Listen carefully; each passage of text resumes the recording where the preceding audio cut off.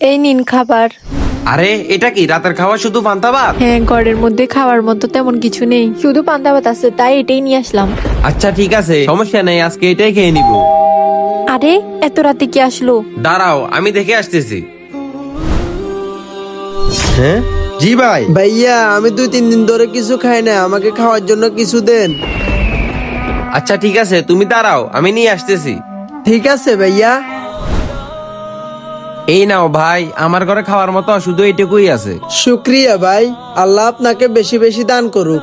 শুক্রিয়া ভাই। আরে আপনি এটা কি করলেন? সব খাবার ওনাকে দিয়ে দিলেন? আমাদের জন্য তো খাওয়ার মতো কিছুই নেই। আরে ও 2-3 দিন পর্যন্ত কিছুই খায় নাই, আজকে আমরা না খেয়ে থাকবো। আচ্ছা ঠিক আছে। চলো।